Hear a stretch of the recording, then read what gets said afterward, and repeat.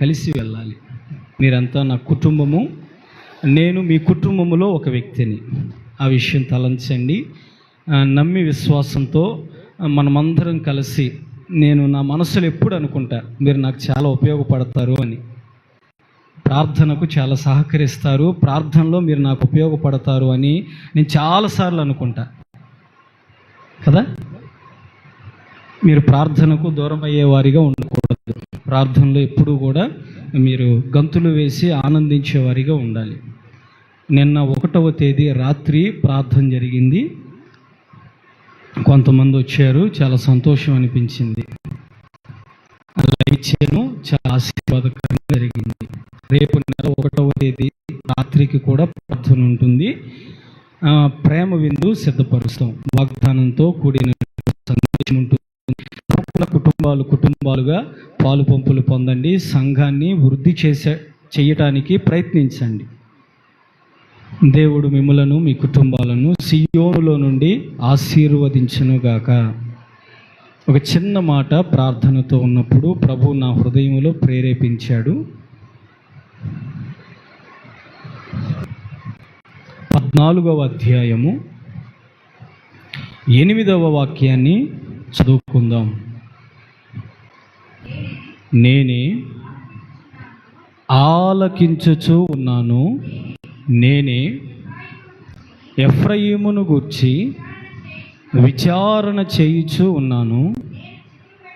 నేను చిగురు పెట్టు సరళ వృక్షము వంటి వాడను, నా వలన నీకు ఫలము కలుగును. విశ్వసించిన వారు, వాక్యము వింటున్నటువంటి వారు గట్టిగా ఆమేన్ అని చెప్పండి. చెప్పాలి ఆమేన్. ఏమర్థమైంది చెప్పండి. చెప్పాలి ఏమర్థమైంది. నా వలన నీకు ఫలము కలుగును. ఎవరి వలన చెప్పాలి. ఎవరి వలన? నా వలన నీకు ఫలము కలుగును. ఈరోజు అదే వాక్యం టైటిల్. మీకు ఒక మంచి వాగ్దానం. నా వలన నీకు ఫలము కలుగును.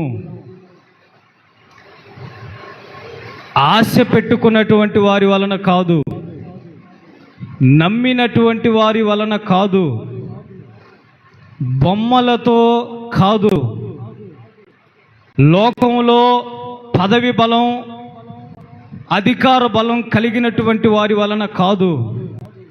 నీకు ఈరోజు ఫలము కలగాలి అంటే యేసయ్య వలన మాత్రమే ఏమండి, మీరు ఎంత సంతోషంగా ఉండాలో దేవుని వాక్యాన్ని రిసీవ్ చేసుకునేటప్పుడు, ఎంత సంతోషంగా ఉండాలో. నిన్న కారులో వెళ్ళేటప్పుడు చాలా ఏడ్చుకున్నాను. నేను చాలా బాధపడ్డా. నీ మందిరం కొరకు నేను సమస్తాన్ని అమ్మేశాను ప్రభువా. ఈరోజు మరలా నీవు నాకు అన్నీ ఇస్తున్నావయ్యా అని చాలా మనస్సులో చాలా ఏడ్చుకున్నా. ఒకప్పుడు నా స్థితి ఏంటి? నువ్వు నన్ను ఎలా పిలిచావు? నువ్వు పిలిచినప్పుడు నా జీవితం ఎలా ఉంది? ఎట్లాంటి స్థితిలో ఉంది? నువ్వు పిలుస్తున్నటువంటి సమయంలో నేను ఏ రీతిగా బ్రతికాను, ఏ రీతిగా జీవించాను? పిలిచిన తర్వాత నా బ్రతికేంటి? నువ్వు పిలిచిన తర్వాత నా జీవితం ఏంటి? నేను బ్రతుకున్న బ్రతికేంటి?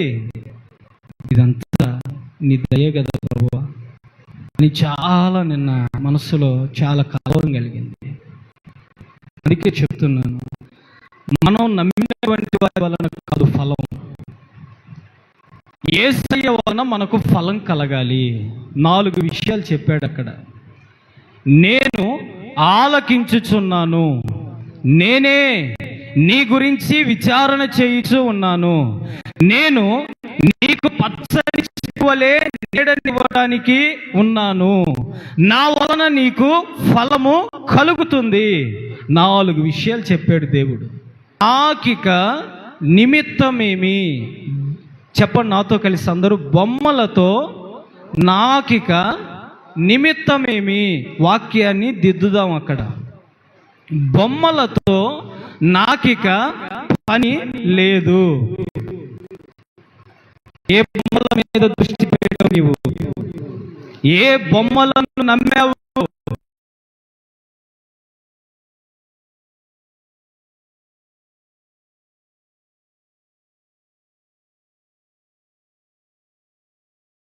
అంటే ప్రతిరోజు మనం తినే ఫ్రూట్, పండు కాదు.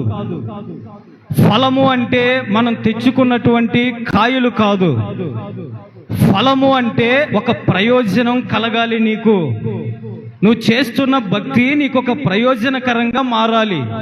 నువ్వు చేస్తున్న ప్రార్థన నీకు ఒక ప్రయోజనకరంగా ఉండాలి. నువ్వు స్తుతిస్తున్న స్తుతి నీకు ఒక ప్రయోజనకరంగా మారాలి. ఏ ప్రయోజనకరమైనటువంటి వ్యక్తివిగా నువ్వు ఉన్నావు? ఏ ప్రయోజనకరమైనటువంటి స్థితిలో నువ్వు ఉన్నావు? ఫలము అంటే ఇంతవరకు నిష్ప్రయోజనమైనటువంటి స్థితిలో ఉన్నావేమో. ఈరోజు దేవుడు నిన్ను ప్రయోజనకరముగా మార్చబోతూ ఉన్నాడు. నువ్వు ప్రయోజనకరముగా మారాలి అందరికీ. అట్లీస్ట్ నీ కుటుంబానికైనా నువ్వు ప్రయోజనకరంగా ఉన్నావా? నేను నా కుటుంబానికి ప్రయోజనకరంగా ఉన్నాను, ఉపకారిగా ఉన్నాను, మేలు చేసే వ్యక్తిగా ఉన్నాను, నేను సంఘానికి ఉపకారిగా ఉన్నాను, ప్రయోజనకరమైనటువంటి వ్యక్తిగా ఉన్నాను అని ఒక్కసారి ఆలోచించే నీ మనసులో అర్థమైపోతుంది నువ్వు ఎంత దూరం అయిపోతున్నావో, ఏ ఫలములో నువ్వు ఉన్నావో. ఫలము అంటే లాభకరమైనటువంటిది అని. ఎంత నష్టంతో వచ్చావు తల్లి ఈరోజు ఈ స్థలంలోనికి. నువ్వు అన్నీ ప్రారంభించావు, నష్టం. ఎక్కడ అడుగు పెడుతున్నా నష్టం. చెయ్యి అందించాలి అని అనుకుంటున్నావు, నష్టం. వృద్ధి పొందాలి అనుకుంటున్నావు, నష్టం. లాభకరమైనటువంటిది ఏది మన జీవితంలో? లాభం ఏదండి అసలు? ఏదో ఫలముగా ఉండాలి అనుకుంటున్నావే తప్ప ఫలం లేదు, లాభం లేదు నీ బ్రతుకులో, లాభం లేదు నీ జీవితంలో. నష్టంతో వచ్చిన వారందరూ హల్లెలూయా చెప్పండి. వచ్చారా? అయితే ఈ వాక్యం మీకోసమే. నువ్వు లాభకరమైన ఫలముగా ఉండాలి, నువ్వు ప్రయోజనకరమైన ఫలముగా ఉండాలి. ఫలము అంటే దీవెన అని, దీవించబడుతున్నాను అని. ఏది దీవెన? ఏది నీ జీవితంలో? దీవించబడినటువంటి రోజులేవి నీ జీవితంలో? దీవించబడుతున్నాను అనేటువంటి ఆ సంగతులేవి నీ బ్రతుకులో? అట్లాంటి ఫలం ఉందా నీ జీవితంలో? దీవించబడే ఫలం ఉందా? ఫలము అంటే అర్థము ఆశీర్వదింపబడుతున్నాను అని. ఏదండి ఆశీర్వాదం? ఈరోజు జరిగిపోతే రేపటికి ఎదురు చూసే జీవితాలు మనవి. ఈరోజు ముగించబడితే చాలు అని రోజంతా కూడా ఏడ్చుకునే జీవితాలు మనవి. ఈ రోజు ముగించబడితే చాలయ్యా అంటూ ఏమండి ఆ రోజు వరకు ఆ రోజు సంతృప్తి చెందే జీవితాలు మనవి. రేపు మరలా వెతకాలి, రేపు మరలా పరిగెత్తాలి, రేపు మరలా ఎదురు చూడాలి, రేపు మరలా ఏంటి అని ఏమండి సహాయం కొరకు ఎదురు చూడాలి. అట్లాంటి రోజులు దేవుడు మన జీవితంలో నుండి తొలగించి ఖచ్చితముగా యేసయ్య వలన ఫలము కలుగునట్లుగా నిన్ను నీ కుటుంబాన్ని ఆయన ఆశీర్వదించునుగాక. చేతులూపుతూ చెప్తాం హల్లెలూయా, హల్లెలూయా. ఒక చిన్న విషయాన్ని మీతో పంచుకుంటాను. యేసయ్య వలన నీకు ఫలము కలగాలి. నీకు ఫలము కలగాలి అంటే నీవు బొమ్మల వైపు చూడకూడదు, బొమ్మల వైపు ఆలోచన పెట్టకూడదు, బొమ్మల వైపు నీవు తిరగకూడదు, బొమ్మల వైపు నీవు ఏమండి చెయ్యి చాపకూడదు. నీ ఆలోచన అంతా కూడా ఫలము కలిగించే యేసయ్య మీదే నీ దృష్టి నిలుపుకోవాలి. బైబిల్లో 4 రకాలైనటువంటి బొమ్మలు ఉన్నాయి. ఆ బొమ్మల విషయంలో నీవేమి చెయ్యకూడదో త్వరగా 4 సంగతులు మీకు తెలియచేస్తా. సమయము ఎక్కువైపోతా ఉంది. 4 విషయాలు చూడండి. లేవీకాండం 26వ అధ్యాయము 1వ వాక్యాన్ని చూద్దాం. క్రొత్తగా ఉంటుంది ఈరోజు వాక్యం. 26వ అధ్యాయం 1వ వాక్యం. ఓకే. బొమ్మను కానీ నిలవబెట్టకూడదు. మరలా చెప్తున్నాను, బొమ్మలను నిలవబెట్టకూడదు. నాకు కూడా చాలాసార్లు మనసులో తలంచా, దేవుడు ఏ బొమ్మను నిలవబెట్టకూడదు అని చెప్పాడు కదా, మరి నిబంధన మందసం ఎదుట 2 కెరూబులను ఎందుకు నిలవబెట్టాడు ప్రతిమలుగా? చాలాసార్లు నా మనస్సులో ఇదే వేదన. ప్రతిమలు దేవుడు చెయ్యకూడదు అన్నాడు, కానీ నిబంధన మందసం దగ్గర ప్రతిమలు ఎందుకు చెయ్యమని దేవుడు మోషేతో చెప్పాడు? అసలు చెయ్యొద్దని దేవుడు మోషేతోనే చెప్పాడు. 2 కెరూబులు కలిగినటువంటి బంగారు ప్రతిమలను చెయ్యమని దేవుడే చెప్పాడు. ఎందుకు? చాలాసార్లు నా మనసులో ఇదే ఆలోచన. కెరూబులు నిలవబెట్టడానికి గల కారణం, కెరూబుల మీద దేవుడు స్తుతి సింహాసనాసీనుడుగా మహిమ పొందుతూ ఉన్నాడు. అంతేగాని అవి విగ్రహాలు కాదు, అవి ప్రతిమలు కాదు. అయితే ఈరోజు నీ గుండెల్లో చాలా ప్రతిమలు ఉన్నాయి, చాలా బొమ్మలు ఉన్నాయి, చాలా మనుషులను గూర్చిన చిహ్నాలు ఉన్నాయి. చాలా ఒక వ్యక్తిని మనసులో పెట్టుకొని తలంచుకొని ఒక బొమ్మగా ముందు పెట్టుకొని ఆరాధిస్తావు. నువ్వు ఆ మనిషిని ఎంతగా ఆరాధిస్తావు అంటే, ఆ మనిషిని ఎంతగా పూజిస్తావో తెలుసా? నువ్వు ఆ మనిషి యొక్క చిహ్నం నీ గుండెల్లో ముద్రపడిపోయి ఉంటుంది. ముద్రించుకుంటావండి ఆ మనిషి గురించి కదా. దేవుడు నిలుపుకోవద్దు అన్నాడు, బొమ్మలను నిలుపుకోవద్దు, బొమ్మలను మనస్సులో నిలబెట్టుకోవద్దు. నీవు ఏ బొమ్మను మనస్సులో నిలుపుకుంటూ ఉన్నావు? ఏ బొమ్మను మనస్సులో తలంచుకుంటూ ఉన్నావు? ఏ బొమ్మను మనస్సులో పెట్టుకున్నారండి ఈరోజు? ఏ బొమ్మను మనస్సులో పెట్టుకొని ఇక్కడికి వచ్చారు? ఆ బొమ్మ వలన నీకేదైనా ఫలము కలిగిందా? ఆ బొమ్మ వలన నీకేదైనా సహాయం వచ్చిందా? ఆ బొమ్మ వలన నీకేదైనా మేలు కలిగిందా? ఆ బొమ్మ వలన నీకేదైనా ఆపద సమయంలో ఆదరణ కలిగిందా? ఏ బొమ్మ కలిగి ఈరోజు ఈ స్థలంలోనికి వచ్చావు? ఆ బొమ్మ నిష్ప్రయోజనమైనది అని వాక్యంలో తేటగా వ్రాయబడి ఉన్నది. యేసయ్య వలనే నీకు ఫలము కలగాలి. ఆయన తప్ప ఒకవేళ ఫలము ఎవరైనాను అందిస్తే ఆ ఫలము నిష్ప్రయోజనమే. బొమ్మలను మనసులో నిలుపుకోకూడదు, పెట్టుకోవద్దు, చిహ్నాలుగా చేసుకోవద్దు, మనసులో చెక్కుకోవద్దు. వారి రూపాలను మనసులో పెట్టుకోవద్దు. ఓ చిన్నపిల్ల ఒక బొమ్మ కొనుక్కుంది తిరణాలు. కొనుక్కుని ఇంటికి వస్తున్నటువంటి సమయంలో ఆ బొమ్మ చెయ్యి తగిలి పెంట కుప్పలో పడిపోయింది. పెంట కుప్పలో పడిపోయినటువంటి ఆ బొమ్మను తీసుకోవటానికి ఇష్టపడల అమ్మాయి. ఆ పెంట కుప్పలో ఆ బొమ్మ అలాగే ఉంది. రోజు వచ్చి దాని మీద చెత్తేస్తున్నారు. అంతా ఏదో ఏమండి ఇంట్లో ఉన్నటువంటి వేస్ట్ పదార్థాలన్నీ వేస్తూ ఉన్నారు. కొద్ది రోజుల తర్వాత మరలా ఒక వ్యక్తి చెత్త తీసుకొని ఆ స్థలంలో వేయటానికి వచ్చినప్పుడు అందులో ఉన్నటువంటి ఆ చెత్త అంతా కూడా, ఎత్తుగా ఉన్న చెత్త అంతా పడిపోయి బొమ్మ బయటపడింది. అప్పుడు ఏమంటారండి? పెంట కుప్పలలో వెలిసిన ఎవరు వెలుస్తారు? పెంట కుప్పల్లో ఎవరు వెలుస్తారండి? ఒక 10 రూపాయలు పెట్టి బొమ్మ కొనుక్కొని ఆ బొమ్మని పెంట కుప్పల్లో పడేస్తే ఆ పెంట కుప్పలలో ఉన్నటువంటి బొమ్మను చూసి వీళ్ళందరూ ఏమంటారు?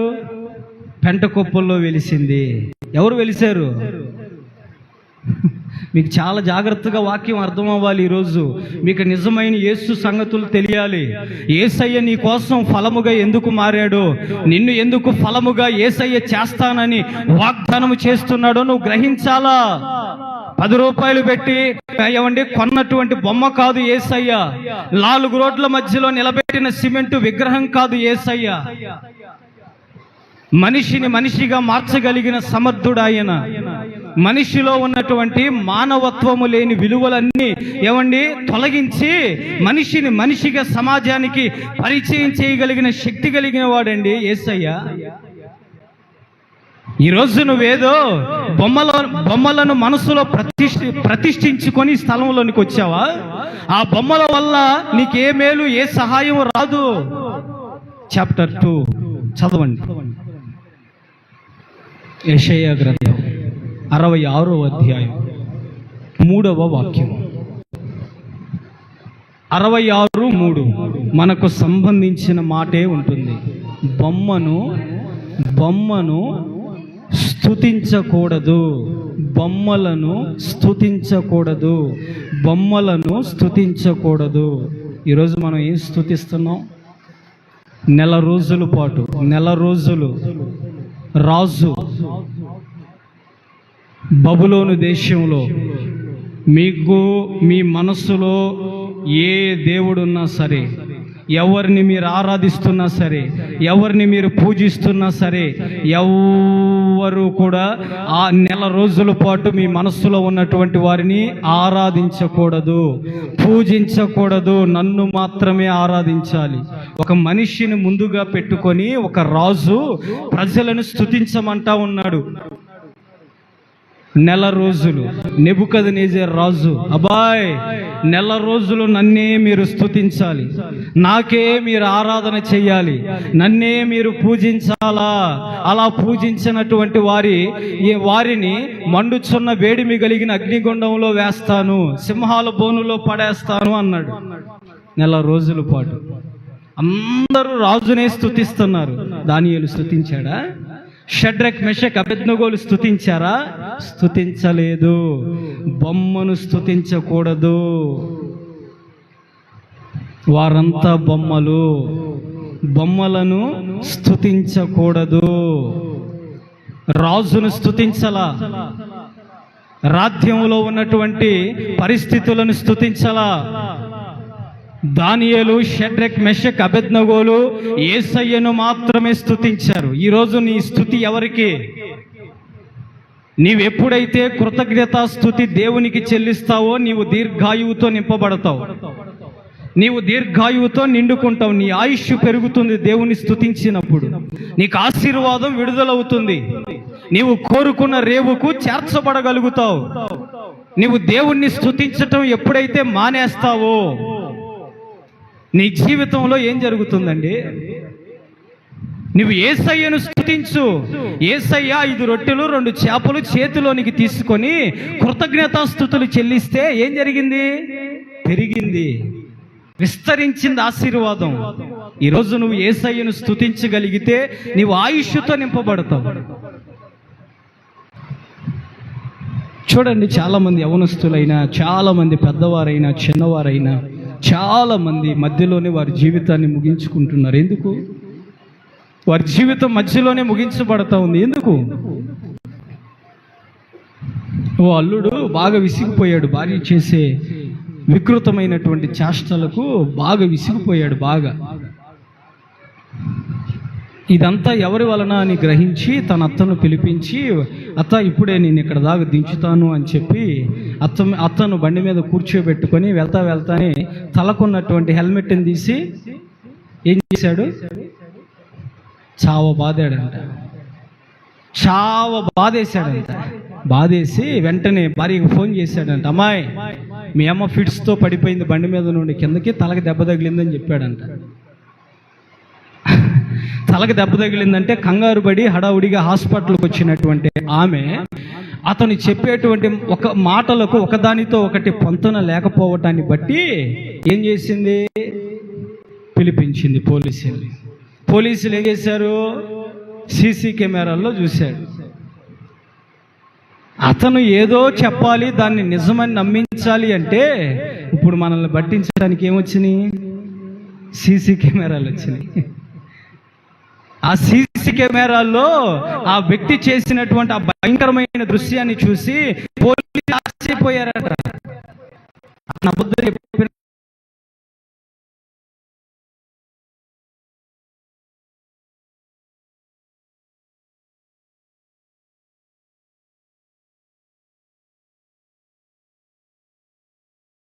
అదే వాక్యంలో రాయబడి ఉంది, బొమ్మలను పూజించకూడదు, బొమ్మలను ఆరాధన చేయకూడదు.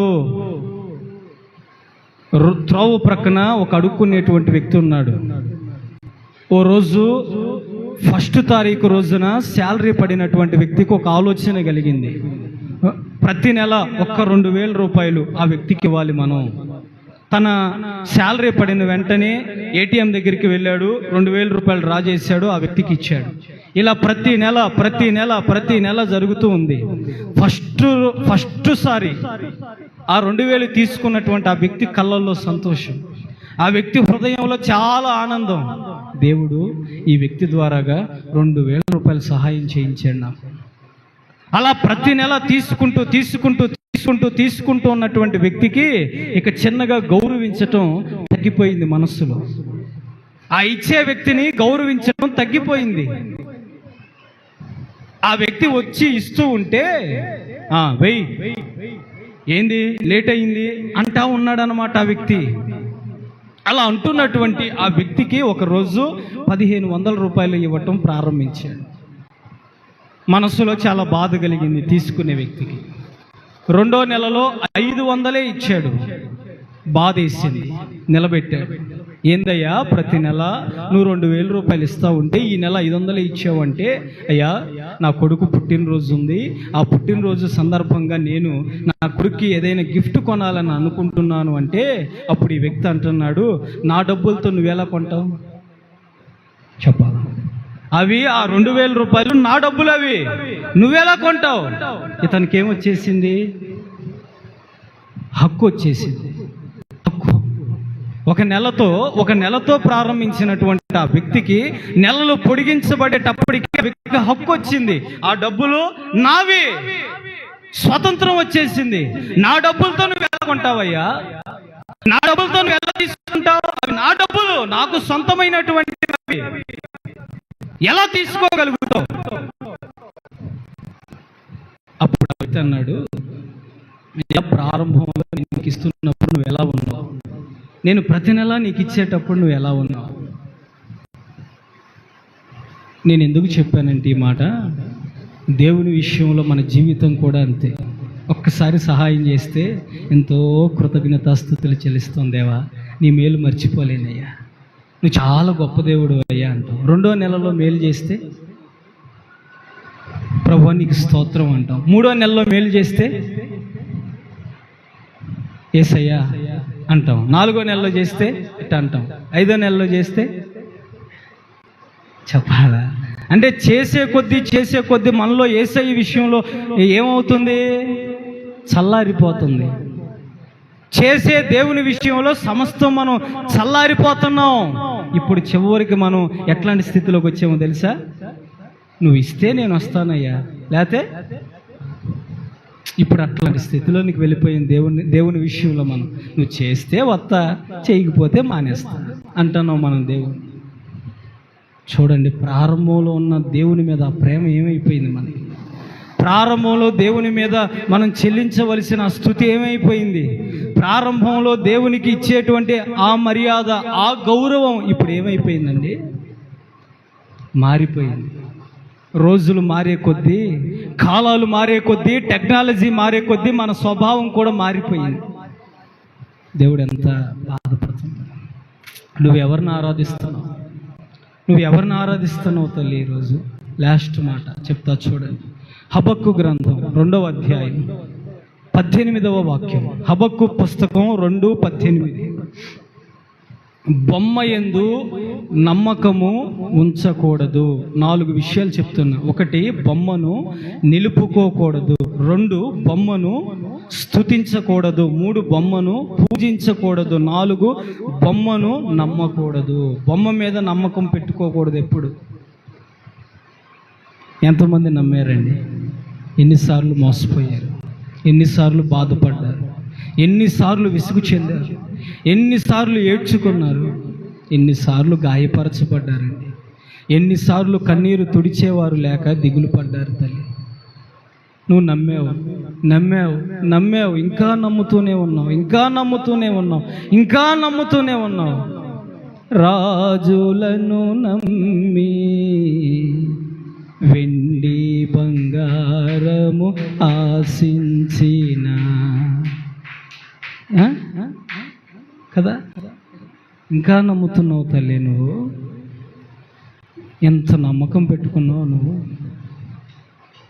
బొమ్మను నమ్మకూడదు, బొమ్మలను నమ్మకూడదు. నీ జీవితం మధ్యలోనే చితికిపోతావు, నీ జీవితం మధ్యలోనే ముగించబడుతూ ఉంది. నువ్వు నమ్మి ఈ ఒక్కసారికి అని నమ్మి నువ్వు పెట్టుకున్నటువంటి బొమ్మే నీ ప్రాణం తీసే స్థితికి వచ్చేస్తూ ఉంది, నీ ప్రాణం పోయే స్థితికి వచ్చేస్తూ ఉందండి. బొమ్మలు చూడగలుగుతాయా? చెప్పాలి, చూడగలుగుతాయా? చూసి చూడనట్టు వెళ్ళిపోతాయి కదా, చూసి చూడనట్టు వెళ్ళిపోతాయండి బొమ్మలు. అందుకే చెప్తున్నాను, నీ నమ్మకం ఎవరి మీద పెట్టుకున్నావు? నేనే ఆలకించువాడను అన్న యేసయ్య మీద పెట్టుకోగలిగావా? నేనే నిన్ను గురించి విచారణ చేయుచూ ఉన్నాను అన్న దేవుని మీద పెట్టుకోగలిగావా? నేనే పచ్చని చెట్టుగా నీకు నీడనివ్వబోతూ ఉన్నాను అన్న యేసయ్య మీద అనుకోగలిగావా? నా వలనే ఫలము అన్న దేవుణ్ణి నమ్మి ఈరోజు ఈ స్థలంలోనికి వచ్చినటువంటి నీతో సూటిగా చెప్పుకున్నటువంటి మాట, నా వలన నీకు ఫలము కలుగునుగాక, నీవు ఫలాలతో నిండుదువుగాక, ప్రయోజనకరమైన వ్యక్తివిగా మారుదువుగాక, లాభముతో నిండుకొందువుగాక, నిశ్చయముగా దీవించబడుదువుగాక, ఆశీర్వాదాలతో నీ తల పైకి లేవనెత్తబడునుగాక. నేనే ఆలకించేవాడను. నీ మాట ఎవరు వింటారండి? భర్తే సరిగా నీ మాట విండో, ఏదో వినాలి కాబట్టి వింటాడు. భార్యే సరిగా నీ మాట విందో, ఏదో వినాలి కాబట్టి వింటుంది. పిల్లలే నీ మాట సరిగా వినరు, ఏదో వినాలి కాబట్టి విని ఏమండి ఒక రోజు వింటారు, 2 రోజులు వింటారు, తర్వాత అండి నీ పిల్లలే నీ మాట వింటారా? నీ కుటుంబంలో ఎవరిని మాట వింటారండి? ఎవరు విన్నా నీ మాటకు లోబడి ఆ ప్రకారంగా చేయగలుగుతారండి? ఎవరు నీ మాట వినరండి.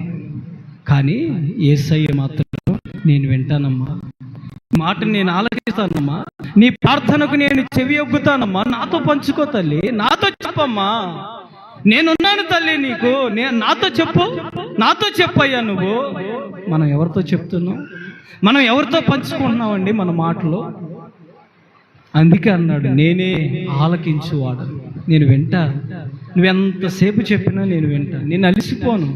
నువ్వెంతసేపు పంచుకున్నా నీ బాధ నేను వింటానయ్యా, నేను వింటా, నేను ఆలకిస్తా. నేను ఆలకించే దేవుడనై ఉన్నాను.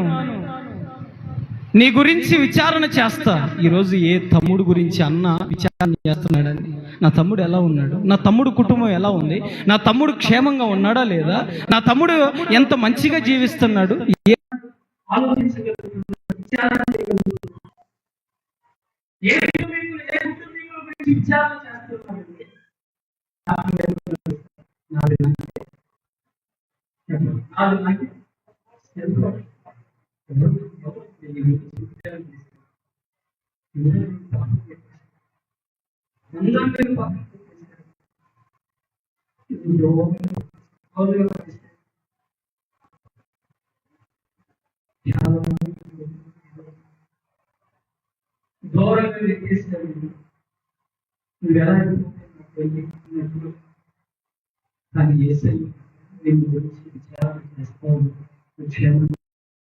కూర్చున్నావా, లేచావా, పండుకున్నావా, నీ తలంపులన్నీ దేవునికి తెలుసు. నీ గురించి ఆయన విచారణ చేయటం ప్రారంభించాడు. ఒక పచ్చని చెట్టు క్రింద అనేకమైన జీవులు, జీవరాశులు బ్రతుకుతున్నట్లుగా, అనేకమైన పక్షులు ఆ పచ్చని చెట్టు మీద గూళ్ళు కట్టుకొని నివసిస్తున్నట్లుగా, ఈరోజు యేసయ్య నీకు ఒక పచ్చని చెట్టుగా నీడనిచ్చేటట్లుగా నీ కుటుంబ విషయంలో ఆయన మారాలి అని అనుకుంటూ ఉన్నాడు. ఆయన వలన నీకు ఫలం కలగాలి. ఎట్లాంటి ఫలం కలుగుతుందో ఒక్క మాట చెప్తాను, ఒకే ఒక్క మాట చదవండి. హెబ్రీ పుస్తకం 11వ అధ్యాయం 6వ వాక్యం. హెబ్రీ పుస్తకం 11:6.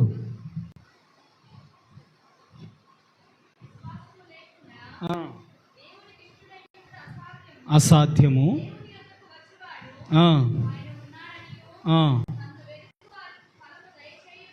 తనను వెతుకు వారికి ఫలము దయచేయువాడని నమ్మాలి.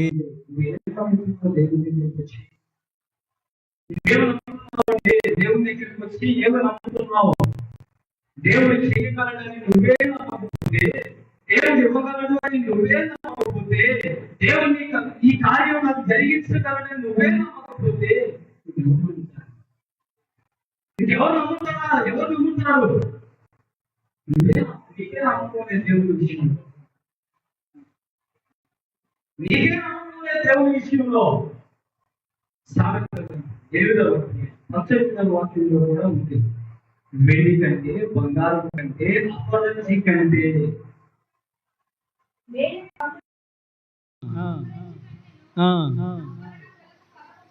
దేవుని వలన కలిగే ఫలం మంచిదంట.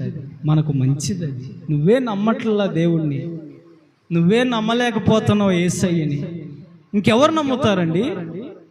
నాకు దేవుడు ఇవ్వగలడు, చెయ్యగలడు, నాకు జరిగించగలడు, నన్ను వృద్ధి చేయగలడు అని నువ్వే నమ్మలేకపోతుంటే నువ్వు పొందాల్సిన ఆశీర్వాదం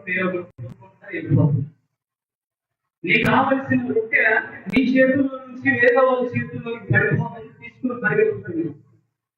నువ్వే నమ్మలేదు.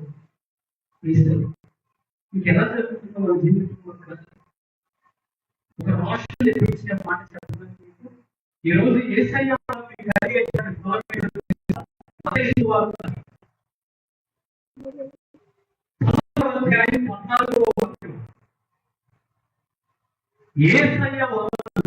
ఈ రోజు మీకు స్వస్థత కలగబోతూ ఉన్నది. చెప్పాలి ఏ ఫలమేంటో తెలుసు మీకు? ఈ రోజు నుండి మీ జీవితాలంతా సంపూర్ణమైన స్వస్థత మీరు కలిగి వెళ్ళబోతున్నారు.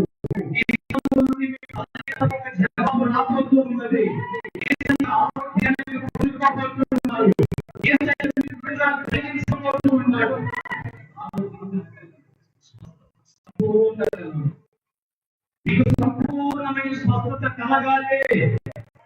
యేసయ్య మీకు ఇచ్చిన ఫలం అంటే ఆరోగ్యం. మీరు సంపూర్ణంగా పొందాలి. ఇప్పుడు చాలా మంది అదే పిల్లలే చాలా అనారోగ్యంగా ఉంటుంది కదా. ఆ పిల్లోడిని యేసయ్య దగ్గర పనిచేసే శిష్యుల దగ్గర తీసుకొచ్చి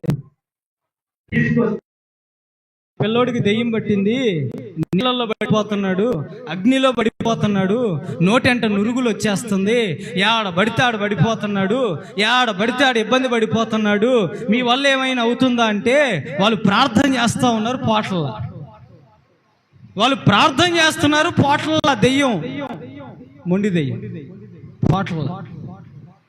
ఓ రోజు కూడా పాస్టర్ గారి పిల్లలు దెయ్యాన్ని వదిలిస్తున్నారు. అంటున్నారు. ఏడకు రాబోయేది? మాకు యేసు తెలుసు, పౌలు తెలుసు, మీరెవరు? అంతే ప్యాంటు పైకెత్తి నరసరావుపేట పరిగెత్తుతున్నారు. ఆగండి రా నాయన అంటే మేము ఆగమయ్యా అంటున్నారు.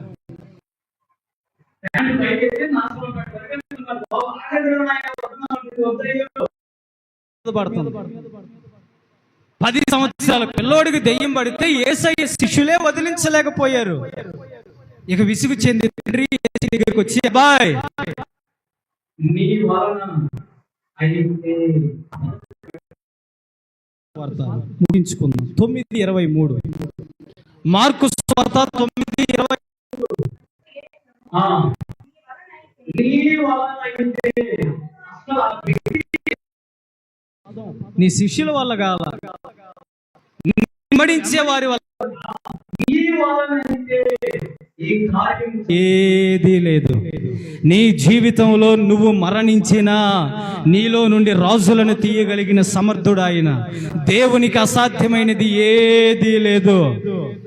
ముందు మంచి ఉన్నావు అన్నాడు. దేవుడు చెప్పినట్లుగానే చాలా తెలిసింది. దేవునికి అసాధ్యమైంది ఏది ఉందా? నీ వలన అయితే దేవునే దేవుడిని నచ్చబడుతున్నాడు. అబ్బాయి నీ వల్ల ఏంటంటే చాలా పనులు కూడా అంటారు. నీ వల్ల ఏం చేస్తారు? ఏమన్నా నీ వల్ల ఏం చేస్తారు? చాలా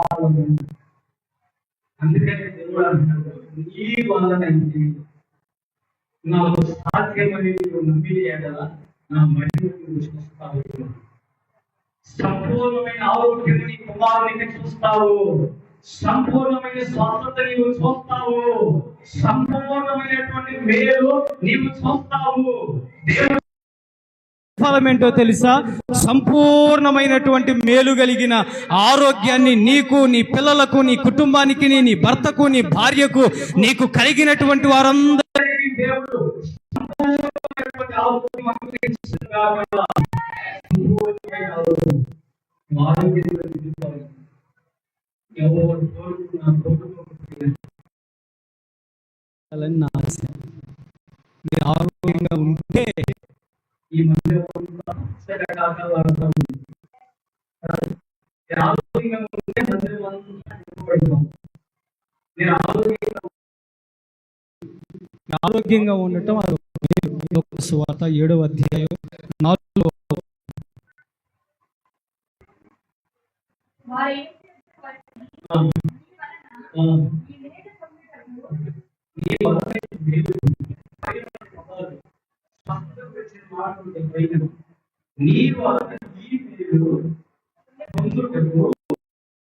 అర్హుడు. నీవు ఈరోజు అర్హురాలు. నువ్వు ఆరోగ్యం పొందుకోవటానికి నువ్వు అర్హమైనటువంటి వ్యక్తివి. నువ్వు యోగ్యకరమైనటువంటి పాత్రవు. నీకు అర్హత ఉందండి నువ్వు స్వస్థపడటానికి. నువ్వు ఇక్కడి నుండి అనారోగ్యంగా వెళ్ళటం కాదు, ఆరోగ్యంతో నింపబడి సంపూర్ణంగా ఇక్కడి నుండి నీవు వెళ్ళుదువుగాక. ఈరోజు వాక్యం టైటిల్ ఏంటో తెలుసా? నా వలన నీకు ఫలము కలుగును. అదే వాక్యం. బాగున్నాయి కదా, మంచి మంచి మాటలు ఉన్నాయి, కొత్త కొత్త వాక్యాలు ఉన్నాయి. ఒక్క వాక్యాన్ని 1000 వాక్యాలుగా చెప్పవచ్చు. ఒక్క మాటని 1000 వాక్యాలుగా తీసుకురావచ్చు. 1000 సార్లు చెప్పవచ్చు ఒకే మాట. మీకు వారం చెప్పిందే చెప్పకుండా కొత్త కొత్త వాక్యాలు ఎందుకు చెప్తున్నానో తెలుసా మీకు? నాకు జనంతో పని లేదండి. నాకు మీరు సంపూర్ణంగా సిద్ధపడాలి దేవుని రాకడ కోసం. వచ్చిన కొద్దిమంది అయినా సంపూర్ణంగా దేవుని రాకడ కొరకు సిద్ధపడాలని నా ఆశ. అందుకోసమని మీకు కొత్త కొత్త మర్మాలు మీకు తెలియజేస్తా ఉన్నా. యేసయ్య వలన మీకు ఫలం కలగాలి అంటే బొమ్మలను నిలుపుకోకూడదు, బొమ్మలను స్తుతించకూడదు, బొమ్మలను పూజించకూడదు, బొమ్మలను నమ్మకూడదు. 4 విషయాలు చెప్పి యేసయ్య వలన కలిగే ఫలం ఏంటో చెప్పేసా మీకు. సంపూర్ణమైన ఆరోగ్యం. చిన్న ప్రార్థన చేసుకుందాం. టైం ఎంత అయిందో చూసారా? చూడలేదా? అది కరెక్ట్గా ఆడుందో చూడండి.